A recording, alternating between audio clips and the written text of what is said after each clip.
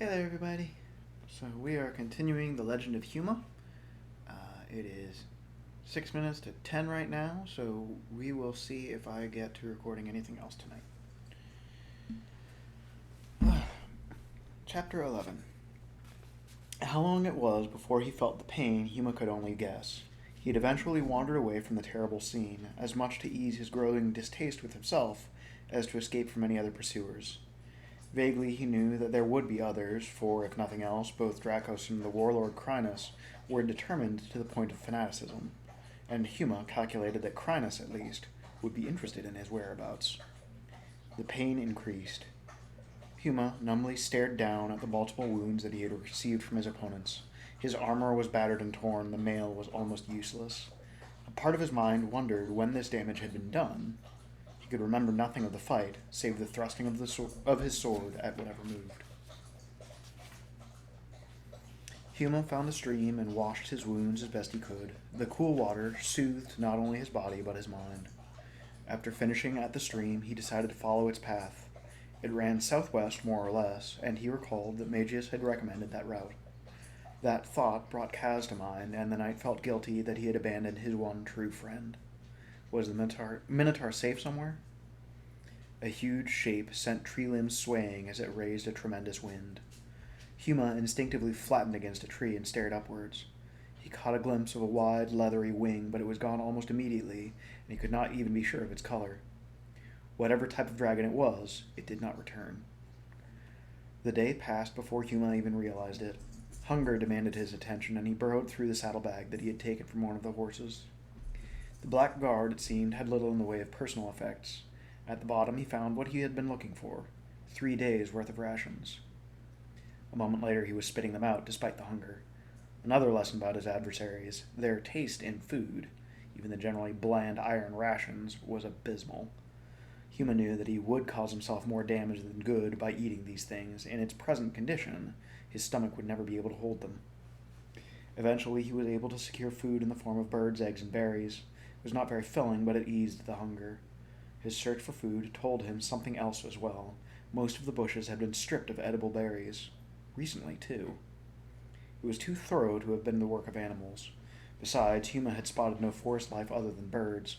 If he stayed too long in this area, he would starve. The stream, too, had seemed depleted. For 3 days he wandered along the stream. The face he saw back at him from the water on that third day made him smile in self-mockery. The reflected knight was unkempt, his mustache spreading in 100 different directions, his armor dented or torn and covered with blood and dirt. Self-consciously he tried to wipe some of the grime from the symbol of the Order of the Crown. He saw his own face vanish and one like Bennett's appear. Trake's son was, of course, immaculate. The breastplate ever gleamed. His proud moustache was thick and neatly trimmed. He was a true knight. Another face joined Bennett's. This one was no knight of Salamia, but a foreign-armored, heavily bearded bear of a face, and it was sneering. Had he not seen it there and then, the bear-like man would never have believed that a man could move so swiftly. Somehow, the battle-worn figure leaning over the stream produced a broadsword seemingly out of nowhere, and the hapless stranger barely managed to avoid the swing, and that because of the other's awkward angle more than anything else. Huma could not immediately identify the man who had attempted to sneak up on him. He was wearing a motley collection of armor, some of it ogre make, some of it bits and pieces of Solamnic armor. Huma would have let the man go, but now he wondered whether he faced a brigand, a man who might even steal from the dead. His erstwhile opponent suddenly yelped, turned, and ran off in an astounding pace for one of such ungainly form. Huma gave pursuit. His exhaustion slowed him. As it was, Huma was just closing in on the man when the other scurried around a small hill, and Huma followed suit, and immediately backtracked as more than a dozen horsemen and many, many more foot soldiers turned to stare in surprise at the two newcomers. A tall man with silver-black hair and neatly clipped black beard barked out an order. Huma did not hear the exact words, but he knew they had to do with him. His luck ran out at this point, for the woods here were thinner and the riders quite familiar with the terrain, judging by their confident maneuvers. When he realized he could not escape them, the knight turned and steadied himself. These were not the human forces of the Dragon Queen, that much he knew, but whether they were allies or enemies was uncertain. The first men rode at him. They were good horsemen, but he was able to ward them off at a distance with his sword. He was hard-pressed when a third man rode in and more foot soldiers after that, so that Huma found himself trapped in a rapidly shrinking circle. Still, none of the soldiers attacked. None of them had the desire to face that flashing blade. "Stay your weapons! That is an order!" The other riders arrived. The man who shouted the command urged his mount up to the circle, where the soldiers made way for him. He rode up to Huma and studied him. The commander was a man of strong features, though his face was lined from the responsibilities of leadership. Like many knights of Salamia, he had the rather hawkish features that spoke of old Argothian blood, royal blood. His visage, though, was not as severe as those of Grandmaster Bennett. The slight smile that played across his face would have been out of place on either of the two great knights. "A knight of Salamia? A little far from Vingard Keep, are you not, a knight of the crown?" Huma flushed at what the man must have thought of him. He did not offer a very competent picture of the knighthood. Huma tried to summon up some dignity and replied, "I've been on my own for a few days. I've fought off monsters and warriors. My path has not been entirely by choice." He did not yet trust them enough to speak of the other things. "I see." The commander shifted in his saddle. "I am Lord Guy Avondale of Durendi, a bit far too south for my tastes at present. Who are you, and what are you doing in the middle of Urgoth? Have the Salamniks broken it through at last?" "I am Huma, Knight of Salamia, Defender of the Order of the Crown. I was forced in this direction by the Black Guard when the Dragon Queen's dark minions crushed our lines." He might have lied, built up their hopes, but he chose not to. Avondale's face turned white. The soldiers with him began muttering nervously to themselves. "Do I understand you correctly? The knighthood has been crushed?" "No, Lord Avondale. Our lines were crushed, but we were to regroup further back. I, unfortunately, was pressed in the wrong direction. Vingard Keep still stands as it always has, and always will." The other gave him a sarcastic smile. "We in Argoth are only too familiar with the strength of the knighthood, although it seems to have availed a little. Glad I am to hear that the knights have not been totally vanquished, though." One of the other riders moved closer, and Huma whirled, his blade daring the man to try something. Avondale held up a hand to calm both of them. "There is much I wish to ask of you, but you appear to be all in. You," the commander pointed to the horseman who had moved closer. "Give me your horse for now." "Yes, my lord." Huma looked from the proffered horse to Guy Avondale and back to the horse. The noble frowned when he realized the young knight's thoughts. "There is no trap, Huma. We are as much the foes of the Dragon Queen as you are. Let past differences remain where they are, in the past." "I wish only the same, Lord Avondale," Huma grunted and climbed thankfully onto the steed. "Fine. When we get back to camp, I'll see that you're fed. Then you can either rest or come straight to me." A thought came to Huma. "My lord, have there been any rumors of a lone Minotaur wandering this region?" "A Minotaur?" Avondale looked at his seconds in puzzlement. They shook their heads. "It seems not. If there is one, we shall deal with it, never fear." Huma's voice grew urgent. "My lord, that is not what I want. The Minotaur, I realize that this will be difficult to accept. He is an ally and must not be harmed. His name is Kaz." "Indeed." Avondale studied Huma once again, longer this time. "I have never heard of such a thing, and most definitely never thought I would hear it from a knight of Salamnia. But I will do as you request. Is that sufficient?" "Yes, my lord." "Fine." Avondale turned to his aide. "Return this column to some semblance of order. Have that one locked up when we return." The noble found himself looking into the eyes of the young knight. "The man you were chasing was a deserter. You have my gratitude. I look forward to our talk." The horsemen and foot soldiers realigned themselves and, on Lord Avondale's order, began to move south. Although Huma would have preferred to continue on toward the southwest, he trusted Lord Avondale. Suddenly, a wave of nausea struck Huma, and he nearly slid off the side of the saddle. "Gods!" The commander's jaws worked, but at first he did not know what to say. "Derek!" Help keep him up. We do not want him to fall beneath the hooves of this horse. Avondale took a closer look at Huma. Gods, he's covered in wounds. There were no healers of Mishakal in this army. A new wave of plague had struck near Kergoth, and the clerics there had been amongst its first victims. Avondale muttered something about the plague being very particular, for it most often struck where it hurt the most. Kergoth had been previously untouched, and was to have been the main source of supplies for Avondale's forces. Huma slept for a full day, which worried the noble, for overwhelming fatigue was one of the first signs of the plague. Only when Huma woke, full of energy and gratitude, did Lord Guy relax. When he was satisfied that the young knight was completely well again, Avondale requested his presence for a private conversation. The commander was a decent man, despite all Huma had heard about Urgoth from the higher-ranking members of the knighthood. Avondale was a brilliant strategist as well, although he would have much preferred utilizing his abilities to better his lands. The Emperor of Urgoth, a faceless entity known as Bestel III, had decreed that Lord Avondale should command the armies in his name. The noble, while a very loyal servant to his country, wished that his lord and his master could have at least spared some of his highly trained and highly experienced royal guard to replace part of the already vastly depleted forces. Like his predecessors, though, Bestel III was concerned with his own well-being. There was always some reason that prevented him from deploying his personal guard anywhere further than the capital's gates. The news of the knighthood's disaster only added to Lord Avondale's growing list of woes. I still find it hard to reconcile, but I know you tell me the truth, Huma. As of now, I do not see how I can return you to your comrades.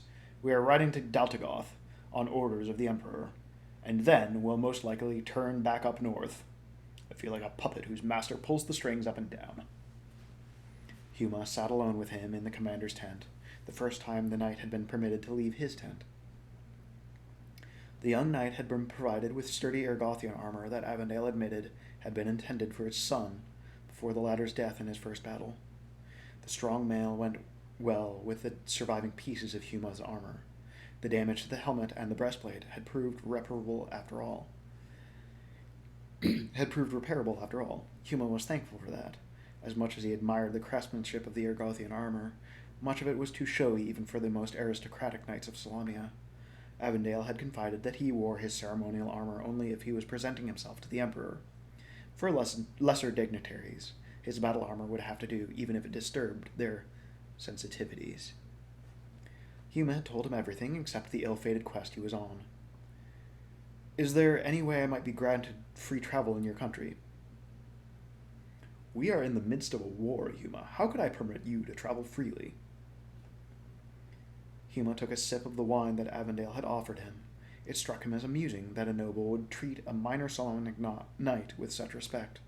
But the Argothian was no fool. He knew that few other men would have survived Huma's experience. Thus, he was treating Huma accordingly. If I may speak candidly, Huma glanced at the guards outside. The knight sighed and continued. It has been rumored that somewhere southwest of here is a key to ending this eternal war, somewhere in a range of mountains. Avondale pondered this. There is a range of mountains in that general direction. Few ever travel there. It is said to be a haven for the dragons of darkness and perhaps other things as well. There may indeed be something of importance in that vicinity. For a moment, Huma's spirits soared. Can you accompany me? Ha! I'm afraid the Emperor would have my head for that. Besides, it is unfit terrain for troops on horseback. Patrols have gone to those mountains and vanished. Majors refuse to go there, and clerics warn everyone away. Does that give you any idea what you are asking? Yes, my lord. Huma slumped down onto the stool and held his head. The tent was suddenly very warm. Are you all right? Yes, a moment, please. Huma wiped sweat from his forehead. The fever subsided. Lord Avondale looked worried. Perhaps we had better continue our talk tomorrow. That would be better, my lord. So I see. The noble rubbed his chin. Come with me to Kergoth, and I will see to it that you are able to go on to the mountains on your own, if you still desire to. Kergoth. The heat had left Huma blurry-eyed. He found it difficult to focus on the commander. Yes, Kergoth. The clerics will steer us from the plague areas. What do you say? Thank you. Huma rose swiftly, and his head began to swim. He desired nothing more than to lie down. He still had not regained much of his vigor. If you would excuse me. By all means. Guy Avondale watched the Solemnic knight hurry off. His brow wrinkled in worry. He took a sip of wine and stared into the glass. Before being pressed into the service of their emperor, most of Lord Avondale's soldiers had been simple tradesmen and farmers. Thus it was that they knew of the Knights of Solamnia as little more than legend. Now they had one such legend traveling in their midst, and the tales of his adventures, real and imagined, were already making the rounds through the camp. Huma was almost as awestruck as the Argothians, for he did not consider himself a legend, and the open stares he received embarrassed him greatly. Most of the stories revolved loosely around the chase and his berserker's stand against the ebony-armored servants of the warlord. He had slain a legion of them, it appeared, including a massive pack of the demonic dreadwolves, much feared by men who knew their families lived virtually unprotected while they were away at war. Huma found it puzzling that the men of Urgoth, the land from which his own knighthood had forcibly sprung, could look up to him as a champion. Avondale seemed amused. When Huma protested that the stories were getting out of hand, he only smiled and replied that such was the true trial of every great legend, living up to his own reputation. They need their heroes. It gives them hope. Hope that somehow the darkness that is Takesis will be defeated and they will be able to return to their loved ones. Occasionally, dragons would sweep in with some word of the war. Northern Urgoth and Hylo had been overrun. Huma grew anxious. He wondered if Kaz had continued north or if he had turned south to seek Huma. Even if the latter were the case, a Minotaur would not be welcome in any town in this land. It was not just Kaz that Huma worried about. The battle-scarred Easterner would do his utmost to assure that he did not die alone. Huma asked for news of Solamnia, but the dragons who arrived knew nothing of what had occurred there. There were rumors that the knights had been pushed back nearly half the distance to Vingard Keep. Of the east, nothing could be ascertained. They made camp near the ruins of a once prosperous town 2 days from Kergoth. The town had perished from plague in the early days of the war, and some people believed that the newest wave had originated in its ruins. Avondale was of another mind. You will recall, he said to Huma that same evening, that I mentioned how particular I believed the plague was. I remember. The noble tapped his fingers on the table of his tent. I believe it is so particular because it is purposely being directed by human agents. Huma did not want to believe that anyone would deliberately spread disease, but he knew something of the cult of Morgion. They were rumored to have agents in all societies, all organizations, all countries, waiting for the command to unleash the deadly gifts of their god. Could you not be mistaken? Huma would have preferred it that way. Perhaps. Huma was no longer confined to the camp itself. Avondale had applied that restriction on the first day, but had relaxed it once he was assured that Huma would not do something foolish, such as ride off without assistance. Thus it was that Huma wandered from the campsite, eventually picking his way towards the eastern ruins. The ruins disturbed him, as did anything associated with the plague. But Huma knew that there would be no traces of disease after all this time. Huma had no intention of entering the remains of the ill-fated town, until he caught a glimpse of the four-legged shadow that quickly melted into the maze of decrepit buildings. It might have been merely a wolf, or perhaps a wild dog. Drawing his sword, he stalked after the shadow thing. He did not notice how deep into the ruins he had gone, until he heard the scurrying of something among the desolate buildings. It was not the sound he would have expected of a four-legged creature. Training and experience told him that this new intruder walked on 2 legs. Huma tried to make out shapes in the darkness. He saw the faint glow of 2 crimson eyes before they vanished into one of the buildings. The knight took a step towards the sight. He heard something skitter within the house to his left. Turning in that direction, Huma could make out nothing but more darkness. A tall, formless mass bumped him as it moved swiftly past his backside. He whirled and was rewarded with a yelp of pain from the figure before it literally melted into the night. Huma rushed after it, sword before him. There was no place the figure could have gone but through the battered doorway before the knight. Huma kicked away the remainder of the door and dove in. The room was empty. He checked the other rooms of the small house. They, too, were inhabited only by the usual vermin. His quarry had vanished. He took a few angry steps towards the back of the building, kicking up dust as he moved.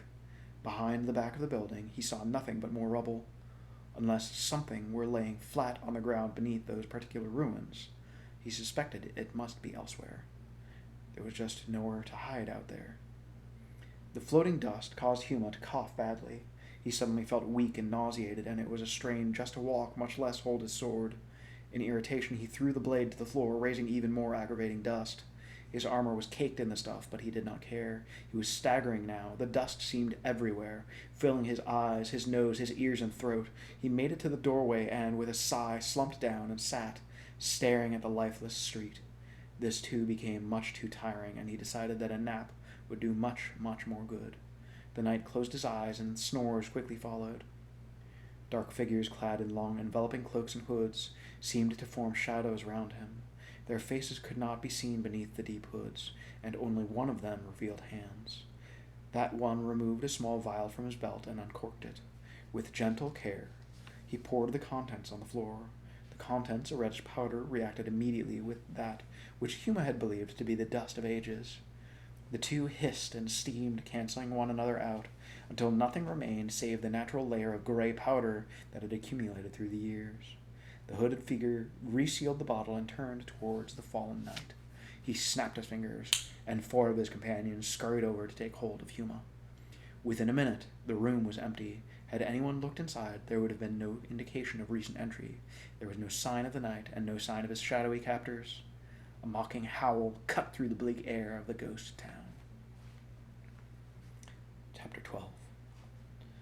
Voices hissed incomprehensibly, seeming in some sort of debate. It took the groggy knight several seconds before he came to realize that it was the voices were arguing over. He wished his eyes would work so that he could see who was so concerned with his welfare. Another voice, somehow familiar, cut in, full of anger. "Why do you delay? He is marked." "Of what concern is that, Scalaris?" The one called Scalaris hissed at some offense in the question. "There is something amiss when a knight of Salamia bears such a mark." A second voice, much more like a croak of some great bullfrog, snapped. "He would not understand, Knightmaster. This one on the ground is more of one of us than him." The first speaker, the Knightmaster, tried again to explain. "We have agents among them, powerful ones indeed." The other speaker croaked in his agreement. Huma stirred a little. They seemed to think he bore some kind of important mark.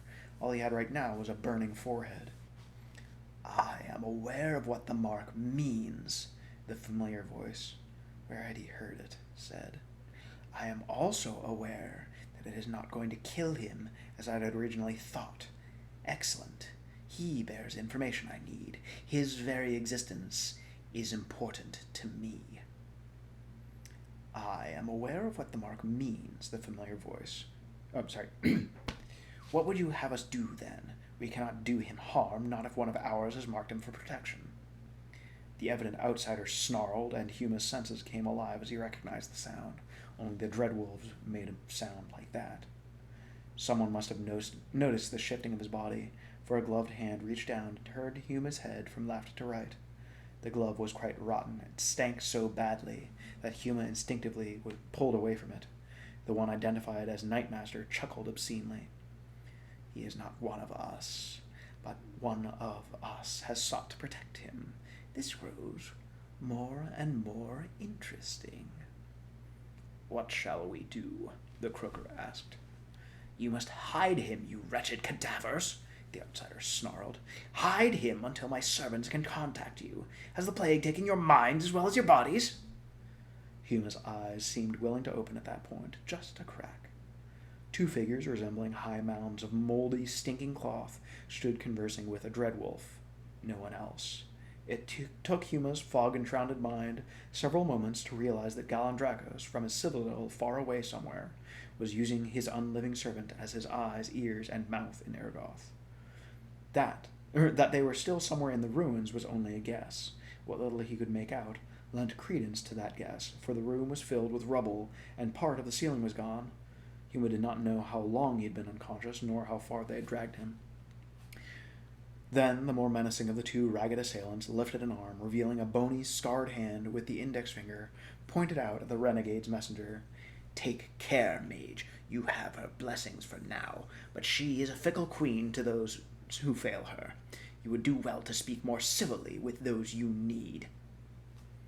The pale form of the Dreadwolf bristled with barely contained fury as Dracos allowed his emotions to be transmitted through his servant.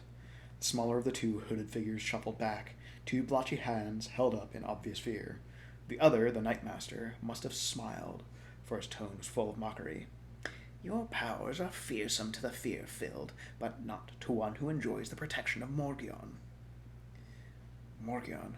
Huma was barely able to stifle the shock that leapt through his taut body. He was a prisoner of the cultists, Morgion, god of disease and decay.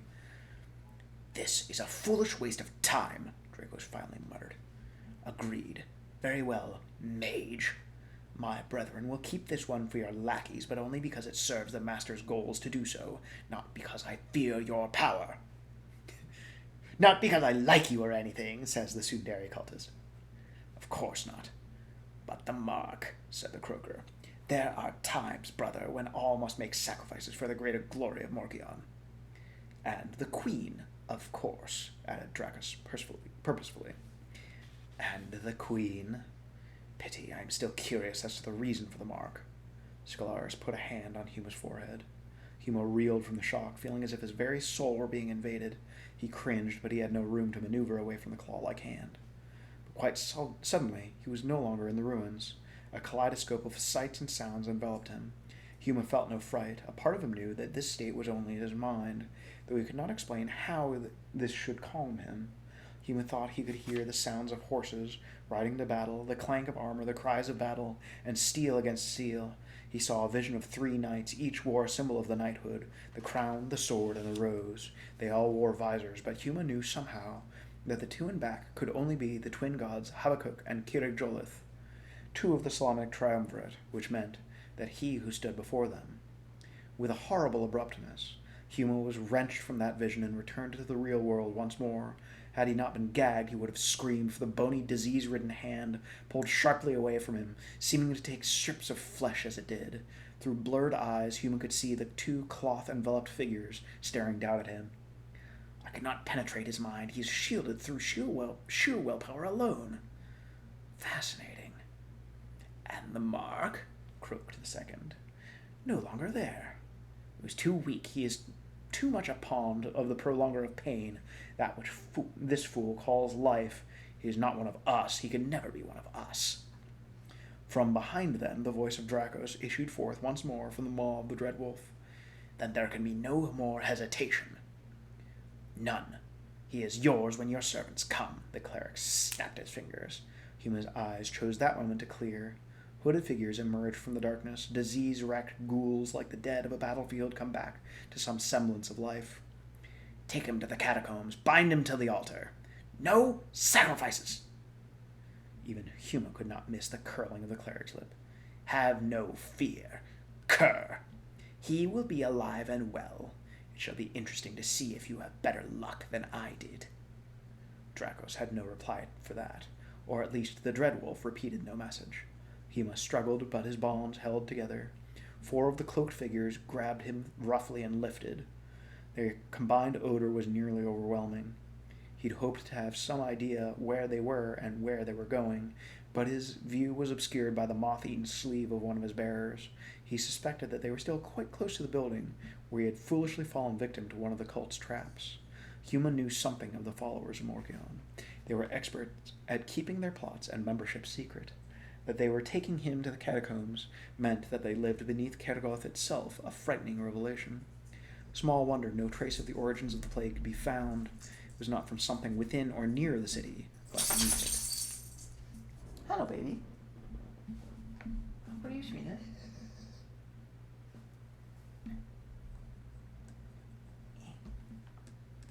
There's beautiful pupper.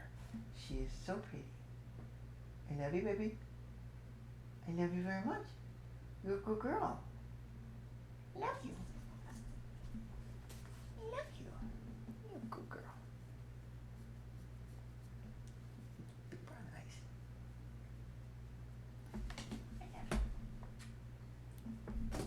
Good girl. Oh. Here. Enter in the camera. So you can look at Opal. Because she's cute. She's very cute and she's very good most of the time. I know, you want me to go to bed. A breeze wafted some of the stench from his nostrils. Huma assumed that they must have stepped from one of the ruined buildings back into the night. He sought desperately for some plan of escape, suspecting that the catacombs would be virtually impossible to traverse. But he was tightly bound and gagged, and his situation seemed hopeless now. The group had traveled a short distance from the building where Huma had heard what appeared to be the hoot of a night bird. The ragged creatures came to an abrupt halt as they belatedly realized what Huma had recognized instantly. There was a hiss as something hurtled through the air, and then one of Huma's bearers went down, an arrow in his chest. The knight had time to brace himself as the others lost their grip on him, and he fell to the ground face up.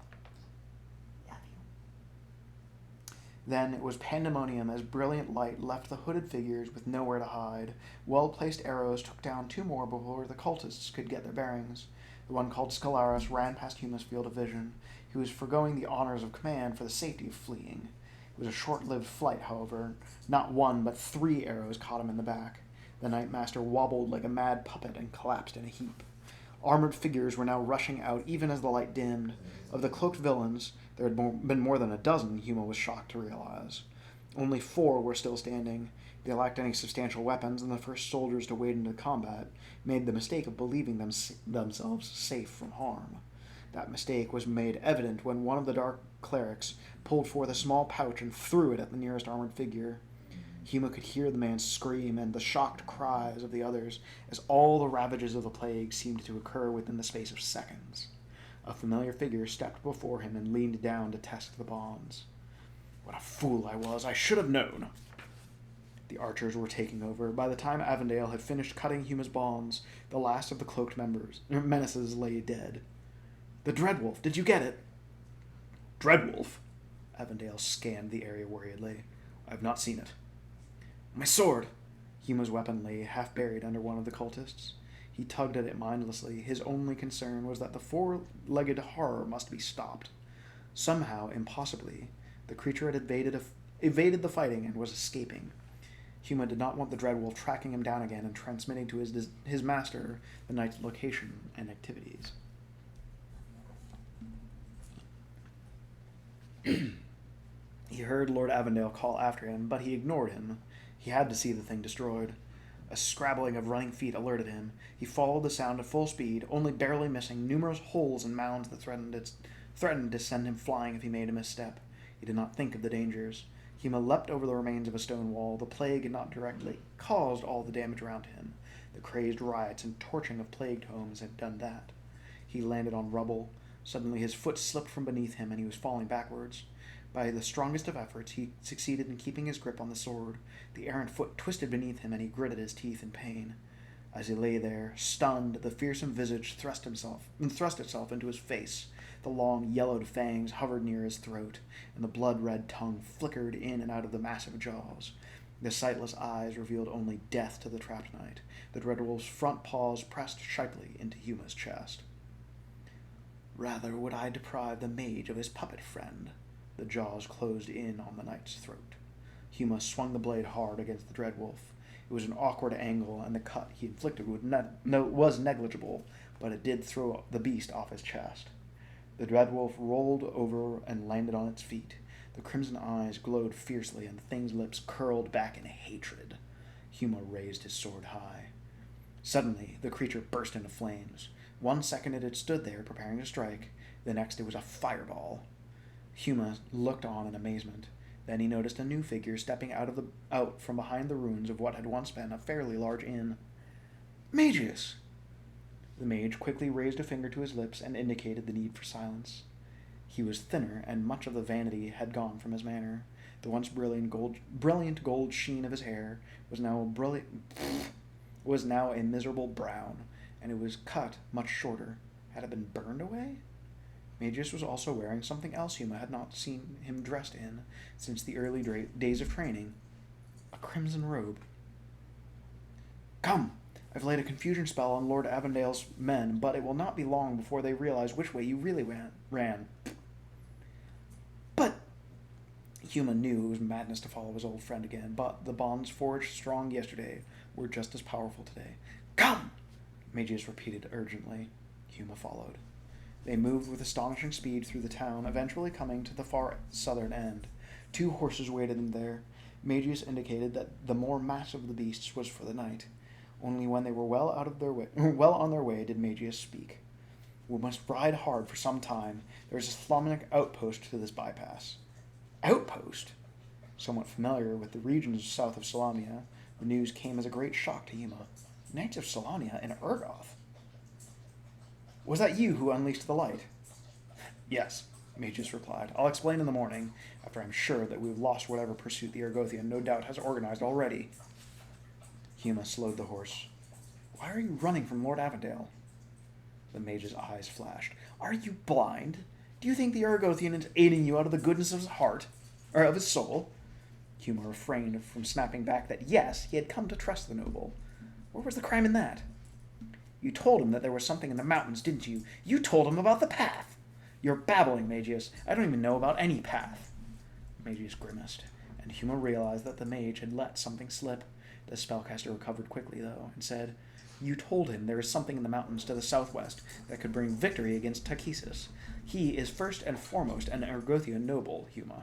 Argothian nobles are noted for their willingness to do whatever they must in order to increase their own prestige and power. Think what you have told him. What a great prize it would be for him to deliver to his emperor.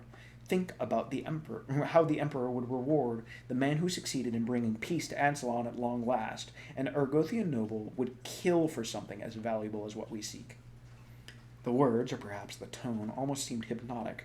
Huma kept telling himself that Lord Avondale was a good man, yet would his loyalty not be first to his emperor rather than to the wandering knight?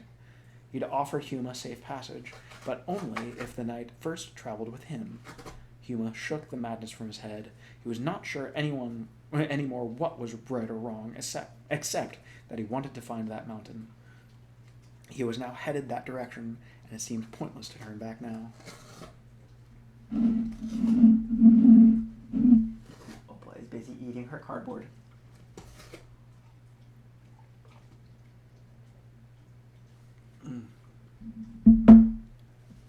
He did not notice the bitter smile that crept onto the worn face of the mage as the latter turned forwards once more. With Magius guiding them, they rode a twisted path through the plains and wooded lands southwest of Kergoth. It was near dawn before the two finally came to a halt. Magius revealed a small, nearly hidden lake. They tied the horses near it, near good grazing. The mage went to sleep shortly after, again without explaining things. Huma propped himself against a tree and sat staring out at the calm lake. He pondered the renegade mage who wanted Huma as badly as he had wanted Magius. Dracos. The Dreadwolf had been reduced to ash, leaving Galandracos without his spy and blind to the doings of Huma and Magius, at least for the time being. With the war taking so much of his personal effort, the renegade magic user had been forced to rely on spies for too much. Huma suspected that Dracos knew at least as much as Huma did about what Magius sought, and perhaps more. Somewhere, sometime, there would be more spies, and Huma had no doubt that sooner or later, Galandracos would temporarily turn from his many other tasks and personally endeavor to put an end to both his enemies and their quest. He picked up a small pebble and tossed it into the center of the lake, only to watch it come flying back out at him. Huma tried to stand, but his legs buckled. What had he walked into this time, he wondered angrily. Abruptly, a woman's head popped up from the edge of the lake. Though slightly green, it was very lovely. The eyes were narrow slits, as if the woman had just awakened. She had a tiny, pert nose and long, full lips. When she rose from the water, Huma saw that she was slim and long-legged, although she could not stand even as high as his shoulders. Her sole garment, a thin gown, was soaked and clung to her every curve. A nymph. He had heard stories of them. They were said to be from the age of the dreams, when there was no recorded history. Whether they were a race was debatable. They were very rarely seen. "Hello, manling." Her voice was melodious, like a small forest bird's. She smiled, and Huma's face reddened. Still attractive though she was, another female form, Gwyneth's, soon proposed itself on his imagination. He managed to get to his feet. Hello. It took him some time to build up the nerve to reply. The nymph disturbed him even as she attracted him. Such creatures, legend said, were not only playful, but deadly. More than one man had been lured to his demise, if there was any truth to the ancient tales. Huma's hand stroked the pommel of his sword. Her kind was magical, and, despite his friendship with Magius, Huma still shared some of the knighthood's distrust of sorcery. Huma looked down by his side and was surprised to find that Magius still slept. Huma suspected the sleep was no longer natural, and he shuddered. The nymph gave a surprised laugh. I thought you were someone else. I like you too, though. Oh.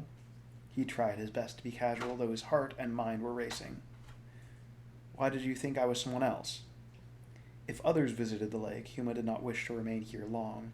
Should they be anything like the nymph, Huma suspected he would stand no chance if it came to conflict. His hand involuntarily gripped the handle of his weapon. You look like Boron, all that silly metal. He comes to visit me. Would you like to see my home? Huma stepped back anxiously. Her home, according to what little he knew, was probably at the bottom of the lake. If she decided to compel him... No, thank you, he hurriedly answered. I would not wish to impose. She pouted.